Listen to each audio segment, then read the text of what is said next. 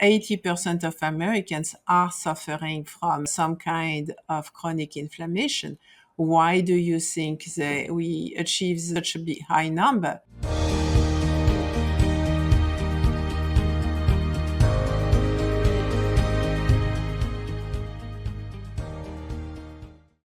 Welcome to today's episode of the Beljanski Cancer Talk Show. In today's episode titled Inflammation, the Root Cause of Multiple Diseases, I'm honored to welcome back Sylvie Beljanski. Sylvie dives into the critical connection between chronic inflammation and its role in triggering a range of serious health conditions, including cancer and other autoimmune disorders. Her talk will highlight the Beljanski Foundation's extensive research into the specific plant extracts, showcasing studies that demonstrate their potent anti-inflammatory, antiviral, and anti-cancer properties. Sylvie will not only shed light on these mechanisms through which these natural compounds exert their beneficial effects, but will also offer practical advice on incorporating them into daily health practices. Let's dive in.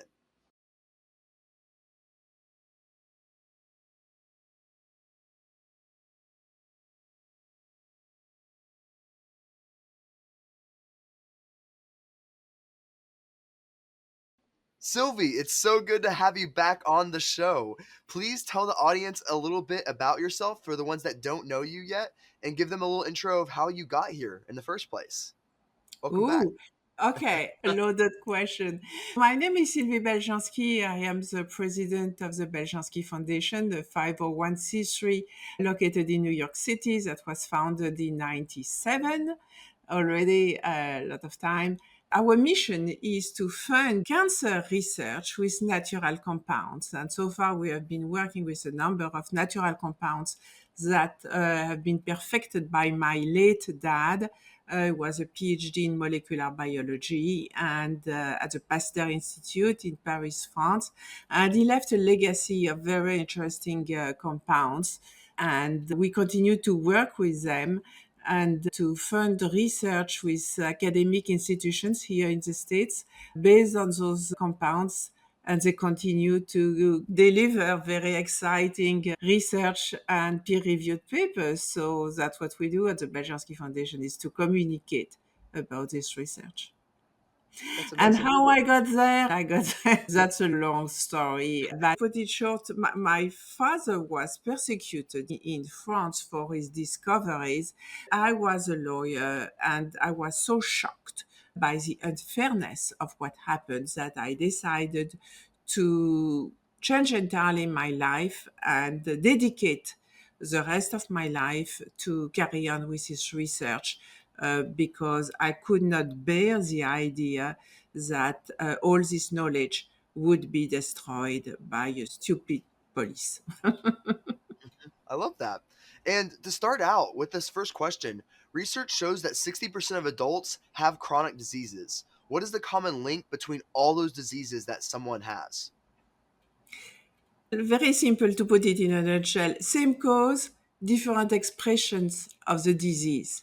But it is the same disease that expresses itself differently and goes to different organs.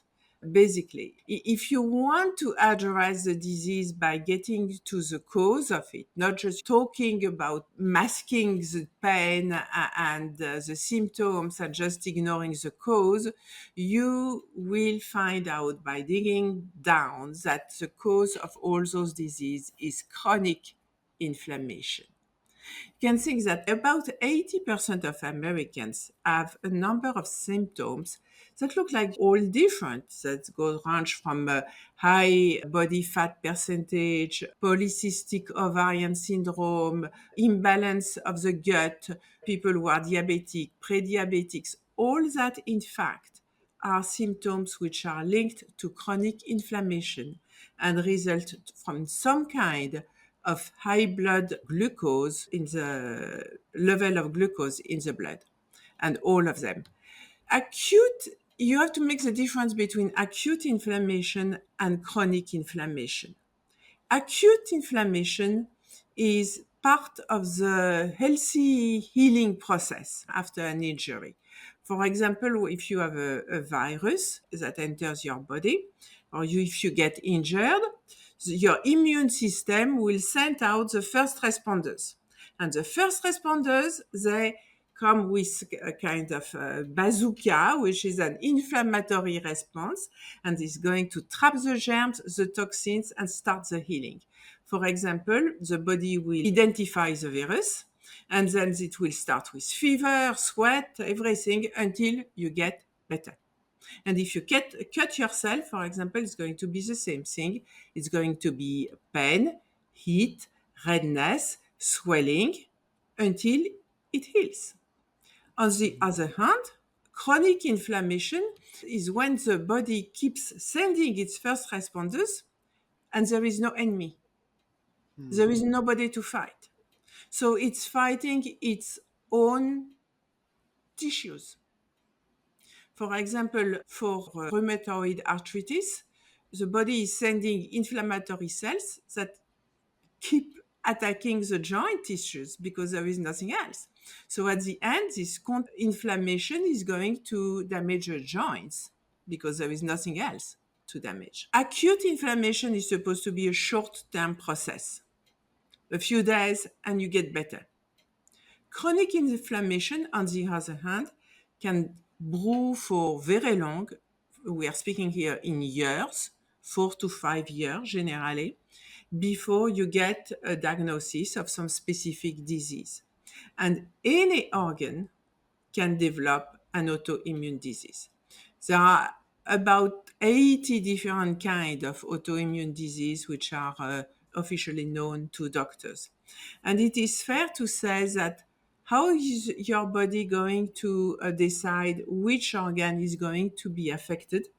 It depends 1/3 your genetics, 1/3 epigenetics, which is the environment, and 1/3 your lifestyle. Example of genetics. You are prone to some kind of food sensitivity. That's your part of your DNA. You react to something, to shellfish, for example.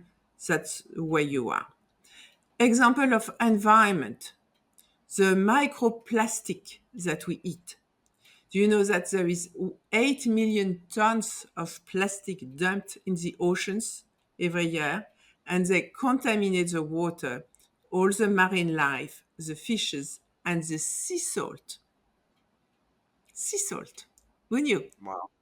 But of course, when you think of it, it's logic. So just by what kind of salt you are going to get, and dietitians recommend Himalayan salt for that reason, compared to sea salt, that's the reason. Example of lifestyle, of course, fatty tissues are known to be filled with pro-inflammatory proteins. So as obese people have a greater risk at developing first inflammation and then eventually colorectal cancer. That's a very well known. So that's Quick a short story about inflammation and how it can actually get everywhere, affect all of us, and express itself in different manners. And I want to ask a dumb question here, just for the people that might not know. What really is inflammation? You went to the science, but what is actually happening? You went to the immune system. Is your blood vessels getting thicker? Let's say I was having inflammation in my hand. What is actually happening? Is my hand getting bigger? Is my blood like what is actually happening when it comes down to inflammation? Your body is responding to something. Maybe you hurt yourself or you went too much at the gym and the muscle has been a little bit torn or something, some kind of injury. And the body is starting an inflammatory process to destroy what has been created by the injury. If it's a muscle, it's going to send a number of cytokines, of proteins that are going to actually recognize what your muscle has leaked. So, for example, the phage are going to eat all that, and then you are going to eliminate with the blood. Let's just say the muscle in my hand, we'll use this. The muscle in my hand, let's say that was what was injured. The muscle will start to expand and get bigger where those The swelling is part of protecting actually uh, the tissues. It's little cushion of water that will allow, don't touch me anymore. I've been injured. Don't touch me anymore. So it creates an edema as a kind of protection. And under the edema, it's doing the healing process where it is sending some molecules that are going to eat up what has been created as a result of the injury. And then when it comes to chronic inflammation, that could happen all over the body in certain organs. So the similar thing would happen where it would start to get a little bit, expand a little bit more, and then those immune system would be potentially attacking something inside with that inflammation response. Is that right? Yeah, so the difference with chronic inflammation is that there is no real injury. So the first responders, instead of attacking the result of an injury or a virus, will attack itself, attack the body. It is fair to say that the body attack itself when it should not. Actually, that's a problem of chronic inflammation. And that goes perfectly with my next question. The link between the autoimmune diseases and cancer is widely researched. Studies show that there are over 50 common autoimmune conditions where they link with a risk of cancer. What is the link between autoimmune disease and cancer? I would love to talk about that. Yes, for years, autoimmunity and cancer have been considered as the two separate fields of research with little in common. But actually, the new research is showing it is the two sides of the same problem. As I was telling you, autoimmune disease, the body attack itself when it shouldn't. And in cancer, the body doesn't attack itself when it should recognize the cancerous cells and get rid of them. And it doesn't. The body allows those abnormal cells to grow.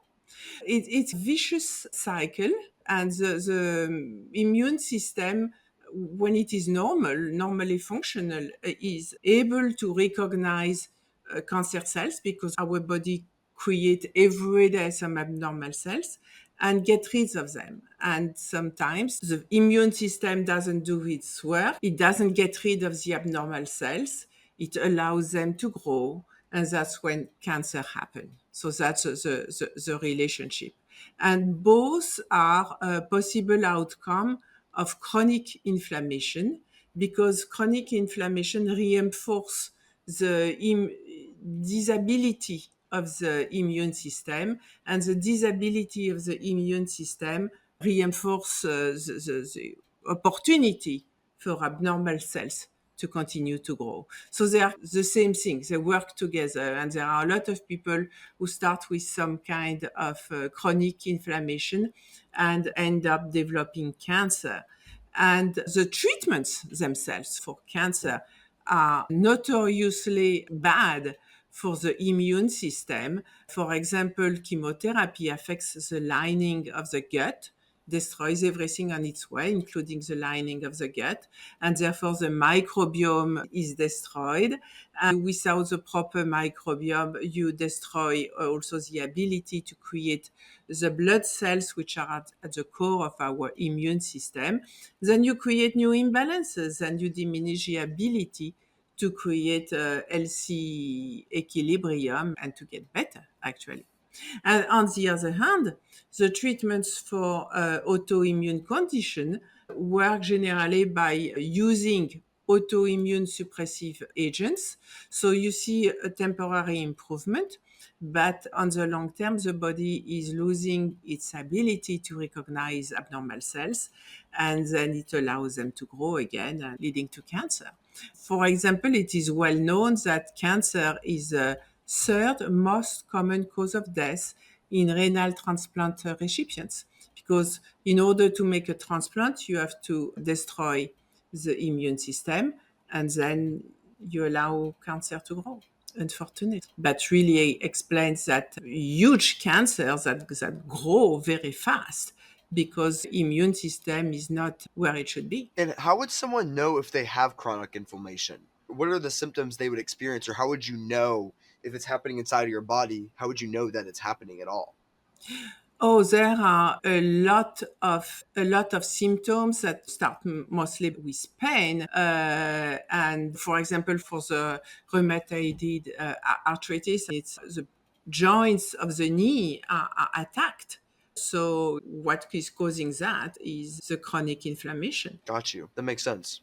What are the current treatments for autoimmune diseases and how are they doing? The treatments for the past 3 decades have worked on lowering the body's immunity, natural immunity, so that reduce the symptoms, but they do not really treat the cause. And the patient has to take the drug for a very long time and sometimes for life, because once you have manipulated the immune system, it's very difficult to go back to a normal homeostasis, a normally functioning immune system. There is some hope, some good results that have come with stem cell therapy lately. It starts with the idea, the hypothesis that cancer is an autoimmune disease.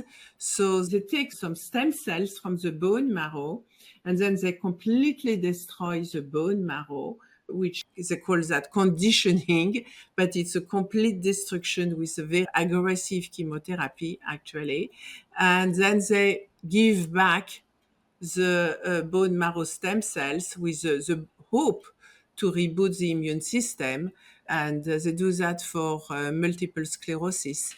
And they have had, I have to say, some good results, but it's obviously a very heavy treatment and only used as a last resort and not for everybody. Question for that. The reason why replacing the bone marrow, that's where the immune system cells are created, is in the bone marrow, correct? Yes, absolutely. And so replacing them would basically have a new immune system cells that would basically work a little bit better when you talk about Yes, reboot the immune exactly, system, right? exactly. So is to save a few stem cells, destroy everything, and try to replant the stem cells, hoping that they will start all over again. Sometimes it works. It has worked, Mhm.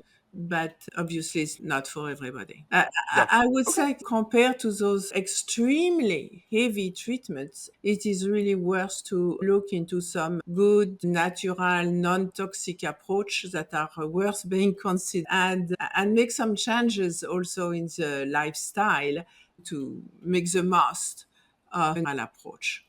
There was so much love at the conference. It was so easy to feel. I met Sylvie last fall at the first annual Beljanski conference, which I love. What I love about this conference so far is just the energy and the positivity. Would you attend the next one? The next conference? Yes. Oh, absolutely. Would you recommend it? Absolutely. Great. I brought 2 friends to this one. I have had an incredible experience at this conference. As a breast cancer survivor myself, I found the information incredibly helpful, not just for healing, but also for preventing. Highly recommend. It's amazing. I'm a healthcare coach, and the information that I've been able to receive here is going to change so many people's lives, to be able to have the resources, references, connections, support. I'm so grateful that I came. And 2025 is going to be bigger, better, and even more impactful, and I hope to see you there.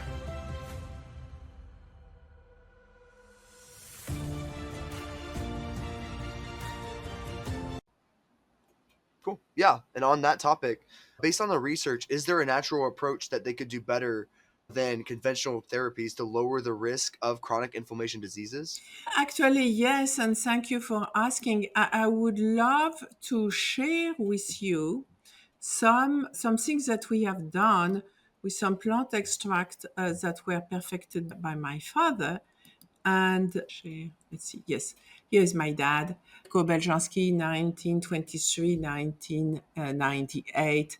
This is a picture that was probably taken in the 60s at the Pasteur Institute. And he was one of the first environmentalists ever. He looked how the environment affects our DNA, can make us sick. And he looked also in nature for natural solutions. And he found 2 plants and make extracts out of them. And he identified every time which was the active molecule that have anti-cancer effect, and also are not touching healthy cells. That was really, really important to my dad. No toxicity to healthy cells. He tested both of his extracts on different kind of cancer cells. And I am telling you that because now I think you understand the relationship between cancer and chronic inflammation. So we are going to get back to inflammation. But let me first share with you those figures on cancer. So my father had the idea that those plant extracts would recognize cancerous cells, make the difference between healthy cells, cancerous cells, and target cancerous cells wherever they are located. And you have here human liver, thyroid carcinoma, meaning cancer of the thyroid. Here, breast cancer cells. And you can see that here we are in vitro, that the Pereira in blue, the Rauwolfia in green, are inhibiting the development of those cancerous cells every time in a matter of hours. The more here you have the quantities in nanogram per milliliter. We are in petri dishes here. And when you grow more quantity of extract, and that you get a very nice inhibition of those cancerous cells. And What exactly? So when you say inhibition of cancer cells, what does that mean? Does that mean they're getting smaller? What is actually happening on so this it is a line? Is it they? number. It is a number of cells. So those Okay. cancerous cells are dying. And the beauty of those extracts is that healthy cells are left alone. And so I told you at the beginning, as a lawyer, it was absolutely not my field, but I felt those discoveries were so important that I decided to come here in the States and create this non-for-profit organization to confirm my father's work and be able to take it even further if I could. So I started this non-for-profit organization, 501c3, called the Beljanski Foundation.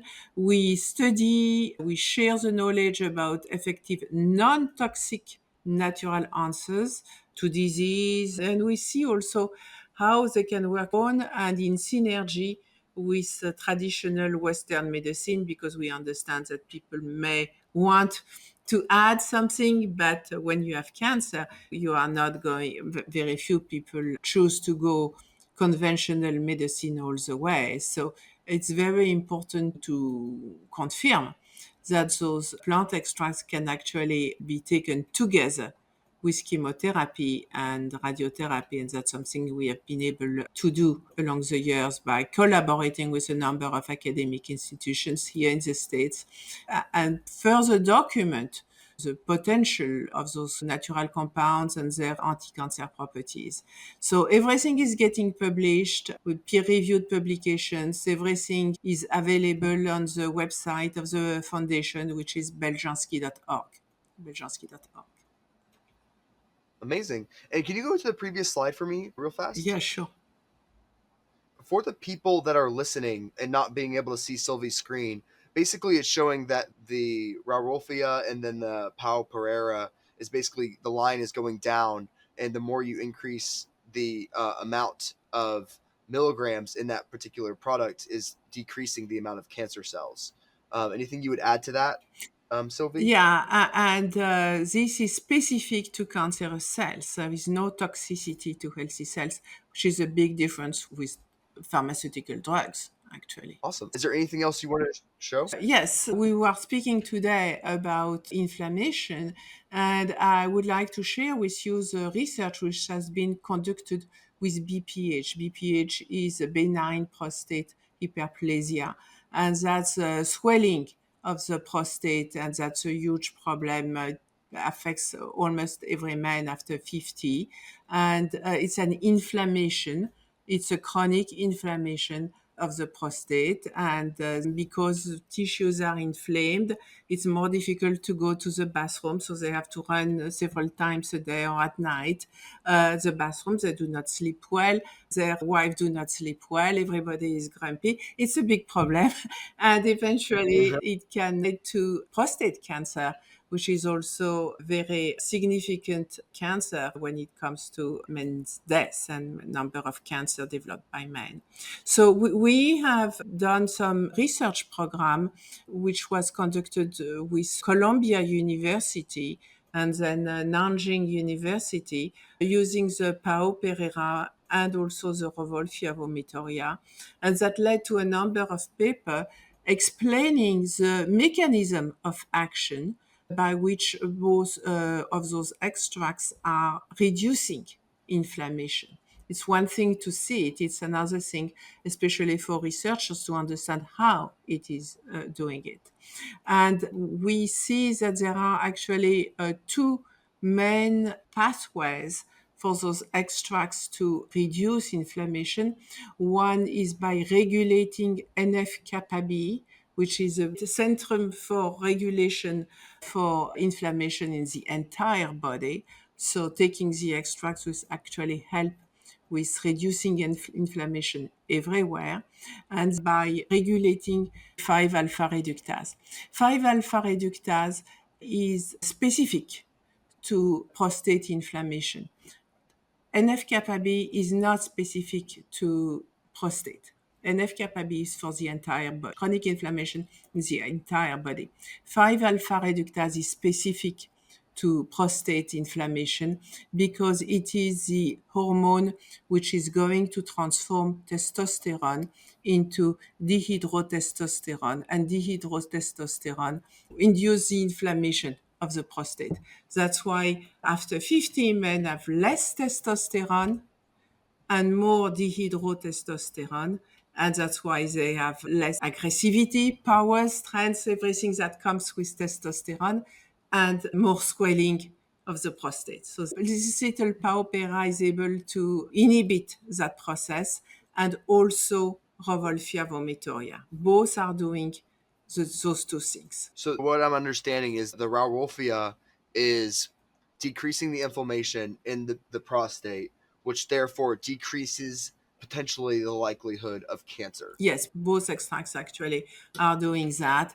Both extracts are inducing apoptosis, which is the death of cancerous cells, and both extracts have been researched for their mechanism of action, which are now well documented. That's amazing. And now, That's really good. yes, especially when you think that there is no toxicity and no side effect associated with those extracts.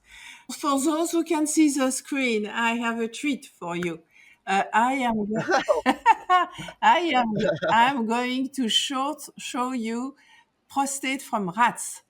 I'm sure our audience is not used to see prostate. If you're listening on the podcast, you're really missing out on this beautiful scene right here of these benign cancer cells. These are very attractive things we're looking at right here. So in line A, you have the control, normal prostate. I mean, it's control group, normal prostate of rats. In line B, you have the BPH, meaning those rats, we have induced inflammation and they have enlarged prostate. So that you see the enlarged prostate. After that, you see the third line is those prostates have been, the rats, we enlarge their prostate by inflammation. Then we give them the drug, classic drug called finasteride, and we can see the effect of finasteride. We can see that indeed there is a nice reduction of the size of the prostate with finasteride. Then we gave the power extract, and then we gave the Rauwolfia extract. And what we see when you look at the stats is that basically the finasteride and the power extracts are both doing a very good job at meeting the size of the prostate. And it doesn't have any of the side effects that come with finasteride.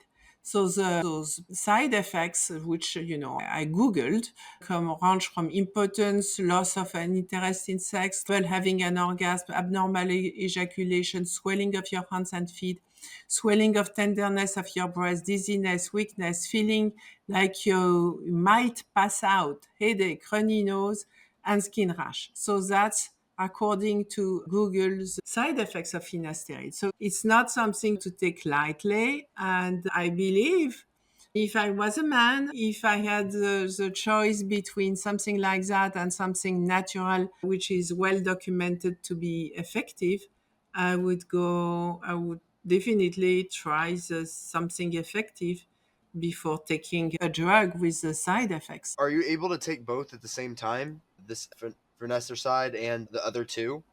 Absolutely, you can, and that could allow you to reduce the amount of finasteride. Interesting. Yeah. And what's the difference between this and chemotherapy? Do people use this instead of chemotherapy for prostate cancer, or?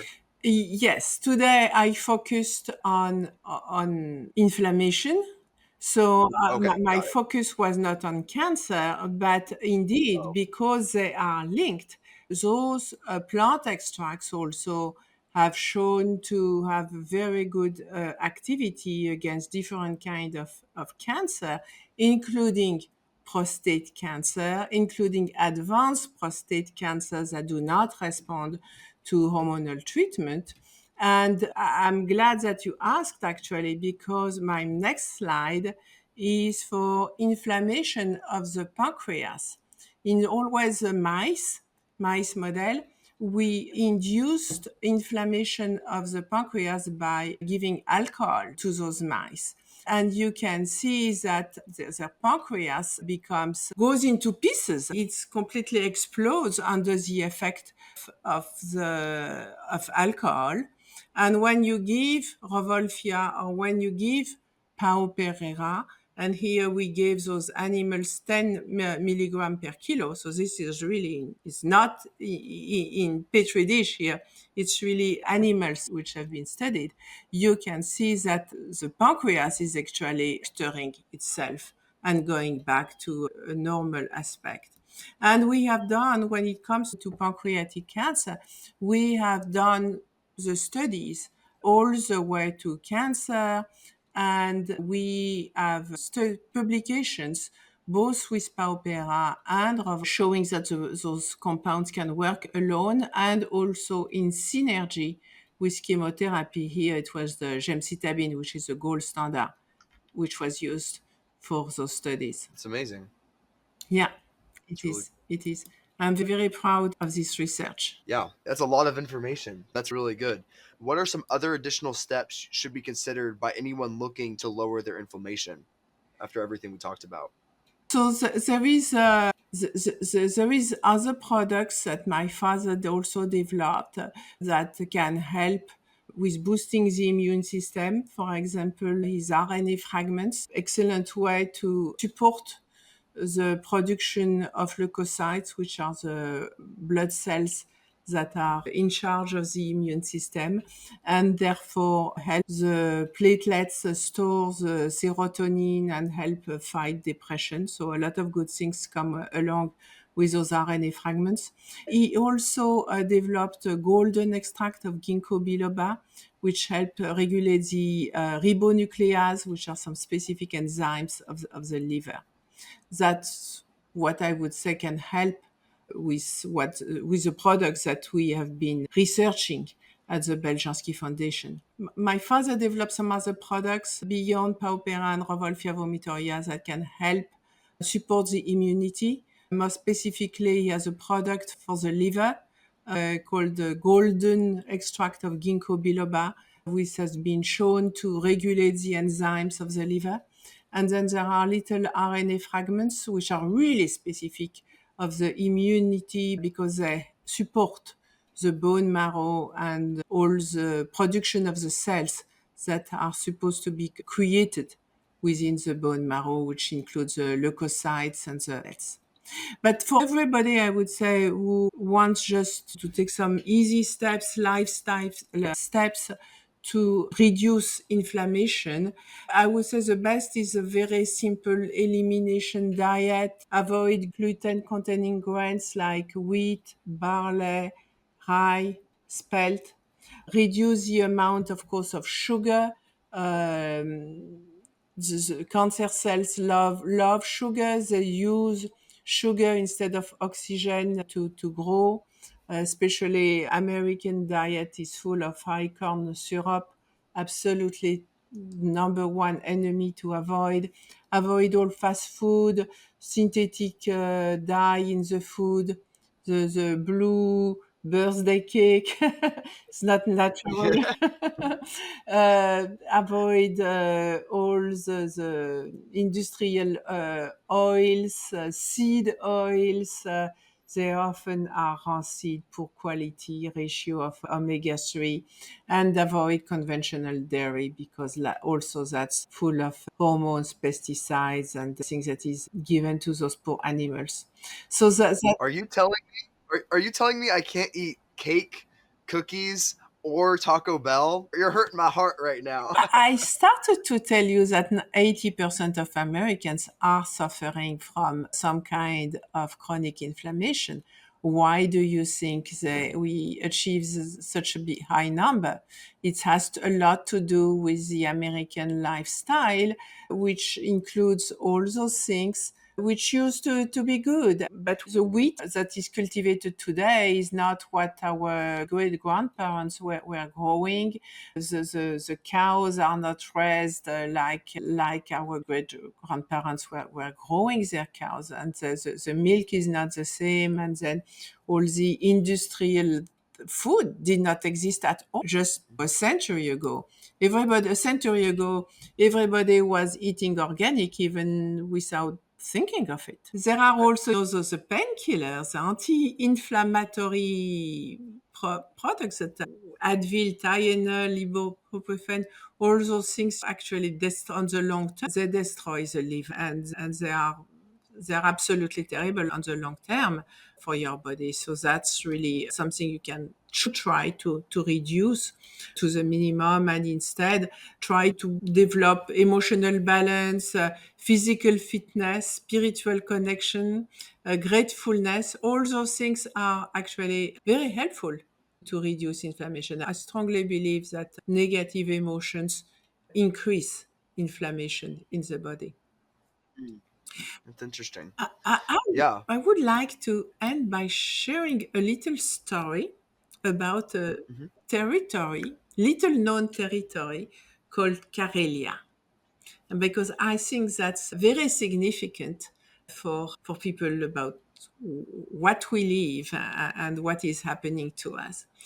Karelia was, I should say, a small territory between Finland and Russia.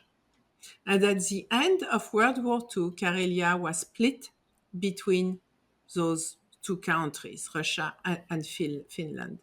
And 60 years after the split, there was a study that was done called the Karelia Project. And what they found is that on the Finnish side, the population had developed a lot of celiac disease and a lot of inflammation related disease like diabetic, also a lot of diabetic and a lot of celiac disease, and also asthma. And on the Russian side, it was like 6 times less of those diseases, even though 60 years later it was the same population. So the researchers came up with two explanations. One is saying it's because the industrial process that took place in Finland had led to more pollution, and the pollution has led to increase of the immune disease. And the other researcher said it's not enough diversity in the food, in the environment, create a loss of possibilities of the microbiome, and this loss of diversity of the microbiome leads to immune disease. My little point of view is that when you have a mismatch between our genes and the environment in which we compare to our ancestors, something goes havoc, and the body reacts with chronic inflammation to express how unhappy it is. That's really interesting. That's a really interesting story. That's really interesting. Sylvie, thank you so much for coming on today. Please tell the audience how to find more about you and how to find more about the Beljanski Foundation. Yeah, sure. The Beljanski Foundation, its website is beljanski.org. and you can read my book, Winning the War on Cancer, The Epic Journey Towards a Natural Cure. And we have events and conferences on a regular basis where we speak about all those topics, and we try to keep you informed of the new developments and the new research projects that we are funding. We are currently working on a breast cancer stem cells project with Kansas University Medical Center. So stay tuned because we will continue to communicate about that. Well, that's awesome. Sylvie, thank you for enlightening us on all the things about inflammation. I definitely learned a lot, and I hope everyone else did too that's still listening. So this is the Beljanski Cancer Talk Show, and thank you for listening, guys.